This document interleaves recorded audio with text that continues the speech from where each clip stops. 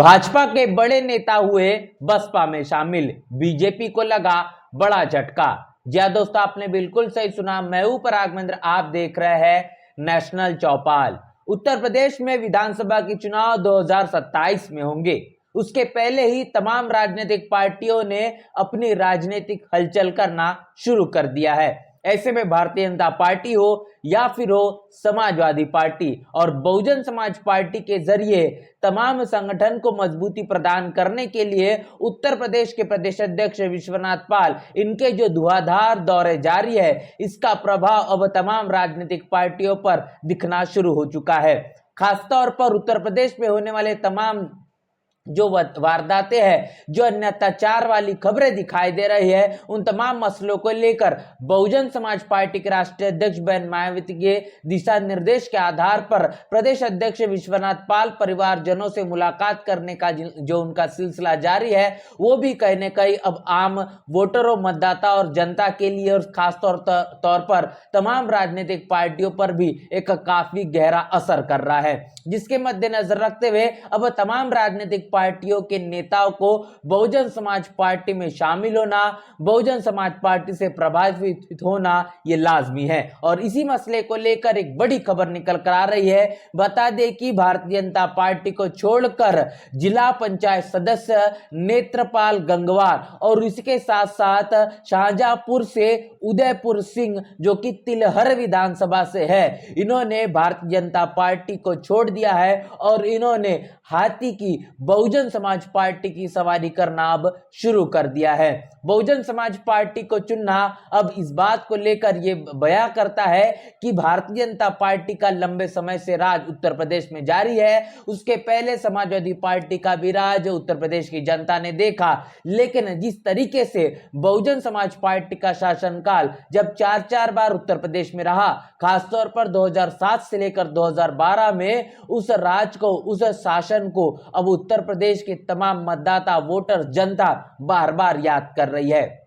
वो कह रही है कि हमें सबसे बेहतरीन जो प्रशासन लगा वो बहन मायावती का लगा, सबसे बेहतरीन हमें शासन किसका लगा, वो बहन मायावती का लगा। और लगातार बहुजन समाज पार्टी के उसी शासन को याद किया जा रहा है। और खासतौर पर अब उत्तर प्रदेश में बहुजन समाज पार्टी अब अपनी रणनीति में भी एक बड़ा बदलाव कर चुकी है, जिसमें आपने देखा कि हाल ही में बहुजन समाज पार्टी की राष्ट्रीय अध्यक्ष बहन मायावती के जरिए भाईचारा कमेटियों को बनाने के लिए एक बड़ी बैठक बुलाई गई, जिसमें खासतौर पर ओबीसी तबके के तमाम नेताओं को उस बैठक में आमंत्रित किया गया था, जिस बैठक में ओबीसी भाईचारा को बनाने को लेकर काफी कुछ दिशा निर्देश बहन मायावती के जरिए दिए गए। इसके साथ साथ अगर बात करेंगे 2007-2012 के बहुजन समाज पार्टी के पूर्ण बहुमत के शासनकाल को, उसके पीछे की सबसे बड़ी वजह यही बताई जाती है कि उत्तर प्रदेश में बहुजन समाज पार्टी ने भाईचारा कमेटियां बनाई, जिसके कारण